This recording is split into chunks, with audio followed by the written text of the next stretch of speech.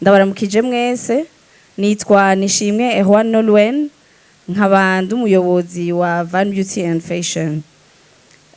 Ishirahamwe ryanje naritanguje, watanguye ari umwuga, ndawutangura mu 2016, aho naza nasanga abantu muhira, ndabakora mu maso, ndabaryohora nkuko nabivuze, ariko naciye ndaryandikisha mu 2022, aho ryabaye ishirahamwe ryigisha abandi bantu, aho ryabaye ishirahamwe ryigisha abandi bakenyezi nka jewe mu bijanye n'umwuga nkora kugira dushobore gushika kure turi kumwe. Ikindi nuko iruhande yuko turyohora abantu, dusokoza abantu canke tubasiga, turigisha. Ni kuvuga twaratanguje ishure ryo kwigisha uyu mwuga dukora, kuko twabonye yuko mu mahanga ari umwuga munini cyane urimo amafaranga menshi. Nko mu gihugu ca Amerika urimo imiliyaridi nimba ntihenze imiliyaridi zirenga 100 z'amafaranga y'amanyamerika. Mumbabarire, bari baduhaye iminota mike, nico gituma ndiko ndanyarutsa. Ikindi nuko dushaka gushishikara dukomeza ishure, kuko twabonye yuko uyu mwuga wacu hanze uzana amafaranga menshi. Twashatse yuko duforoma ugwaruka, ubu tumaze guforoma abantu bagera ku 50 bavyize.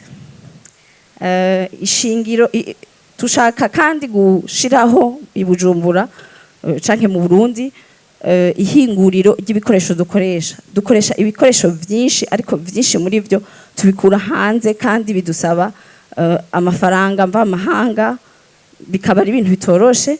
Ariko dushoboye kuronka ihinguriro hano mu Burundi, turashobora gushorerwa n'ibihugu bibanyi, ayo mafaranga gutyo akaza iwacu mu Burundi.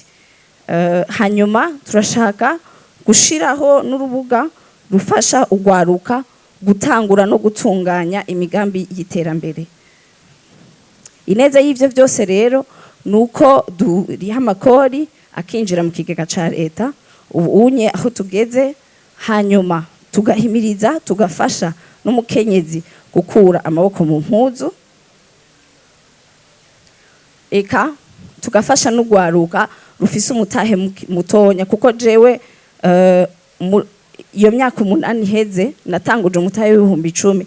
Ntivyari vyoroshe, kuko nkuko babivuze, hariyo umudamu wo muri paeje yabivuze, ntivyari vyoroshe kuko natanguje umutahe w'10,000, abantu bantwenga muhira bambare ati none wewe ugiye gukora 10,000 koko atacu buze.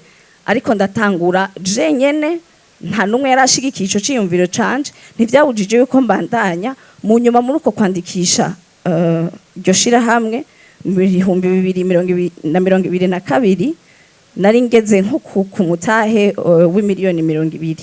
Murumva yuko ari ikintu kidasanzwe. Rero ndahimiriza abajeune kwitaho ibintu vy'imyuga nkuko nabikoze. Ego suko nari sivyo nigico ni cambere, sinuko nari nshigikiwe n'abavyeyi canke abavukanyi canke abantu bo mu kibano, ariko narakuye amaboko mu mpuzu, nari mfise ingabire. Ubu unye ndiko ndayisangiza n'abandi mu gushiraho iryo shure rishobora gutanga impamya bushobozi yemewe mu gihugu c'u Burundi no mu makungu. Murakoze cyane.